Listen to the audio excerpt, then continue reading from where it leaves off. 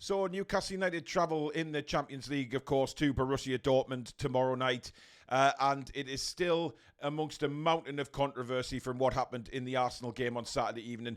They are still fighting over it. Pundits are falling out left, right and centre. People threatening to walk off radio stations because of the argument. It's just incredible. I have never seen anything like it in my days. The fallout from this game has been absolutely incredible.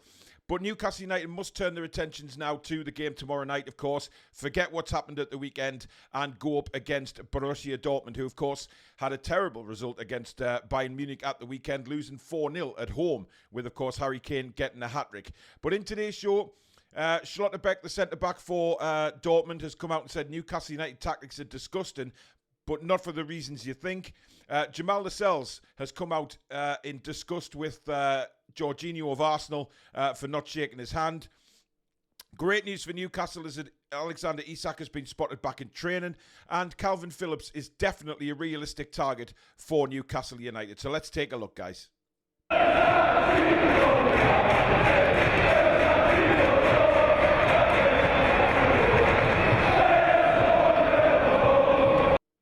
Hi everyone, welcome back to the Toon Review with today's daily news. My name is Paul. Thank you so much for watching.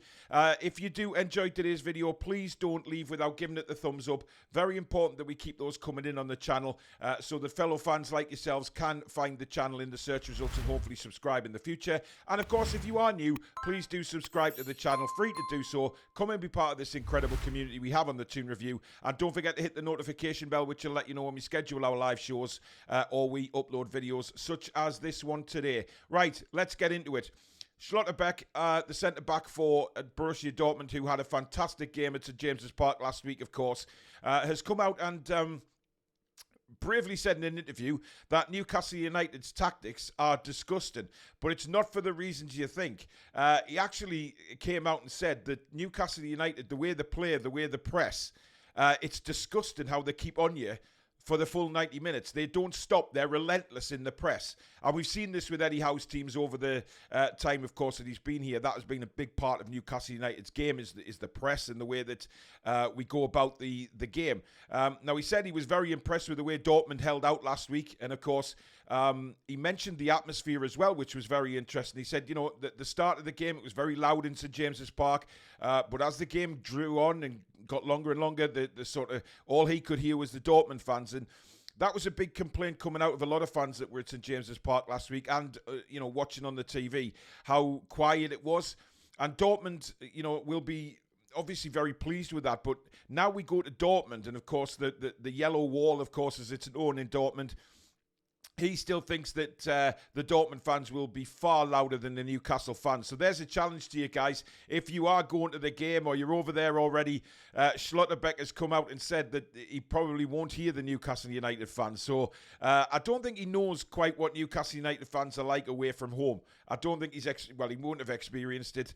We are a different breed, I think, when we go away from home. So hopefully that yellow wall will be quietened down. But it should be a great game. He didn't mention the game at the weekend for Dortmund and, of course, or for Newcastle United, staying away from whatever controversy is kicking off over in this country about it. So that was good to see. But he does believe that Newcastle United's tactics are purely disgusting in the way they go about it. Hassling, getting stuck in.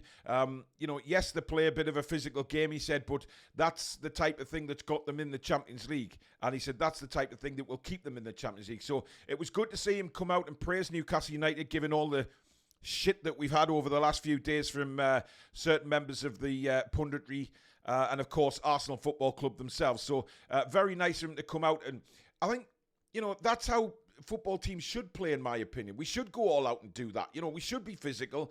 Obviously not take it over the top. But when you get into sides and you're physical, it puts them off their game. So I think that's what Schlotterbeck's talking about. And, you know, it's disgusting how we keep running for 90 minutes. We don't give up.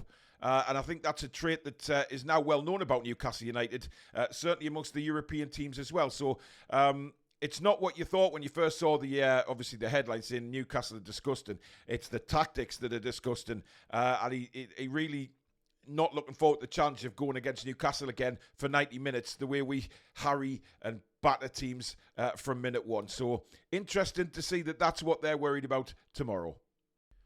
Now, of course, we know that there was a lot of unsavoury incidents in the game at St James's Park on Saturday night against Arsenal. But one thing I've led to believe in, and this is really in any sport, in any sport, when that final whistle goes, or, hooter or whatever it is, that's it. The game's done. You go and shake hands. And I think that's very important for the state of the game, and certainly young people watching, to say, blood and thunder game, yes, everyone's arguing on the pitch sometimes, but when that final whistle blows, everyone shakes hands and they get on with it. We know that's not the case with Arsenal because, well, they're bad losers for a start, aren't they? They hate losing. But not shaking hands is one big thing that I'm totally against. And Jamal Lascelles has come out this morning very, very upset with Jorginho for not shaking his hand. Jamal has explained that, what happens on the pitch should stay on the pitch. And I firmly believe that. As an ex-ice hockey player myself, people used to get into fights on the ice and batter the hell out of each other. But after the game, shake hands and they're having a pint together in the bar. I'm not saying that, Arsenal players should have gone into the bar and had pints with Newcastle United players and all that kind of stuff. But that's what used to happen in the hockey game. So why can't it happen in football? Why do these footballers have to have this crazy attitude that they're bigger than another footballer, or that they're not going to shake hands? It's disrespectful, for one. And Jorginho, should hang his head in shame. He's an experienced footballer. He's played at the very, very top level, both club and country, and, he should know better than that, in my opinion. Jamal Lascelles, I don't think there was one time in the game that he had a run-in with Jorginho. That was more like Bruno. I could, I'm saying I could understand, but I can't understand not shaking hands. Even though the blood and thunder of the midfield battle between Bruno and Jorginho, but not shaking hands with Jamal Lascelles, I think it's shameful. And it's another shameful mark on Arsenal Football Club, given what they've done over the weekend.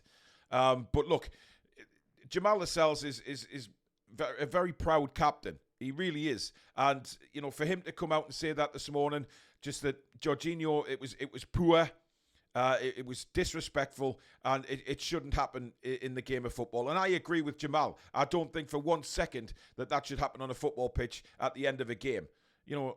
Whatever's happened in the game, just shake hands and get on with it. But we know from what's happened after the game, Arsenal are incapable of moving on. Some of the stuff that they've come out with, and it's still going on this morning. It's still going on. We see pundits coming out and saying all this sort of crap, and people on social media making comments. It's unbelievable. And I just don't get it. Honestly, it's hilarious. It's actually hilarious that they're just making a huge embarrassment of themselves, in my opinion. But very, very poor from Jorginho. Let me know what you think down in the comments. Should you shake hands no matter what's happened in the game? No matter how upset you are with what's happened during that game, should you always shake hands with the players? Because I believe that should happen. And I think it's very poor on Jorginho's part. Now, given what's happened with Newcastle United players over the last few weeks with injuries, it's really good news to hear this morning that Alexander Isak is back in training. Now, I wouldn't get too excited to see him in action, maybe, against Dortmund or weekend at Bournemouth. I wouldn't get too carried away. He is back in training, though. He has been spotted.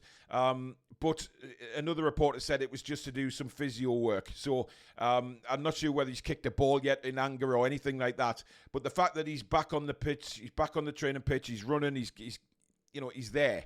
And I think that's a massive boost to everybody associated with Newcastle, because more than ever, we need him back. Callum Wilson is expected to play a lot of minutes when Isak's not fit. And we know that Callum just hasn't got the legs to do it. It took Callum a long time to get going again on Saturday. And I don't want to see that at Dortmund when, we can't afford players to start the game slowly. This is the Champions League. It is very, very different this time around, where we have to go at them from the word go. We can't afford to sit back, I don't think, against Dortmund, because they'll kill us. I think we deserved a point in the Champions League last week, no doubt about it. But tomorrow's game is going to be very interesting to see, how Eddie approaches the game. But with Alexander Isak coming back into training, that will give Newcastle United another option. And I think it's brilliant news. Isak, I think, before before this, I think he was playing with an injury. I'm under no illusion that he was playing with an injury, which just hampered his sprinting and things like that. So hopefully he's got all that sorted now and he's ready to go full on because, hey, an Alexander Isak flying is a wonderful striker. So looking forward to seeing him back, but he is back on the training pitch. But I don't think we should expect him to play any part in the Dortmund or Bournemouth game. Now, finally, it looks like Juventus have actually slipped up here this morning because they've actually come out and said that they are very interested in signing Kalvin Phillips. Of course, Kalvin Phillips is very much expected to leave Manchester City on loan in January to get regular football, of course, with the build-up to the international football in the summer. So he is very much wanting to get back on the pitch and playing regular football. Now, Juventus have actually come out and said that they're interested in him, but they also mentioned Newcastle United and said, we know Newcastle United are very much interested in taking Phillips and, they want him on loan in January. Juventus have come out and said that. And also that they think they've got the front running because Manchester City won't want to let Kalvin Phillips go to a rival. So, of course, I think it depends where both teams sit in January because I've never actually looked at that and thought, would Manchester City hold off giving us Kalvin Phillips because there is an opportunity there to let a player go to a rival. It certainly looks that way. And Manchester City, Pep Guardiola, are they like that? I don't know. I think Kalvin Phillips, I think they're more interested in the player and his welfare. If he wants to go to Newcastle United, I don't see Man City stopping him going. Listen, Man City are an absolute machine. So Kalvin Phillips coming to Newcastle, that doesn't change anything for me, for Manchester City's aspirations to win the Premier League again. Yes, we are a potential rival in the future. Are we there yet? I don't think we are. I think there's a long way to go before we're at that level. So I don't really see Manchester City holding back and saying, no, you can't have him. So I think it's a little bit of naughtiness, shall we say, from Juventus, as if to say, putting a little bit of spanner in the works, trying to get heads spinning at Manchester City to say, oh, hey, yeah, Newcastle are a rival. We'll need to watch that.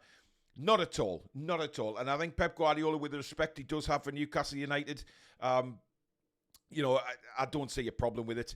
Of course, he wouldn't be able to play the times that we played Manchester City. So Man City would just get on with their season. It wouldn't affect them at all, in my opinion.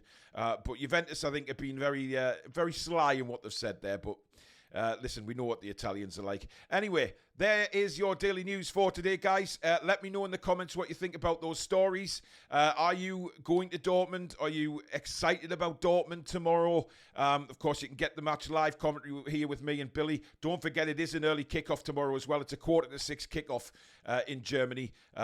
So we will go live from 5:15. But if you're watching this on Monday, tonight we have the match preview with me, Billy, and Stato, of course, looking at the potential lineups and how we see the game going, and of course the all-important score predictions. So don't forget that 7 o'clock tonight if you're watching this, of course, on the Monday. But thank you very much for watching, guys. As I said at the start, if you have enjoyed the video today, please do give it the thumbs up. Very important to the channel. And of course, if you're new and like what you see, help us on the way to 25,000. Come and join this amazing community on the Toon Review by hitting that subscribe button. It is free to do so, and also the notification bell, which will let you know when we upload videos such as this, or we schedule all our live shows in. But that's it for now, guys. Thank you very much for watching. Enjoy the rest of your Monday, and we'll see you tonight for the preview show. Take care.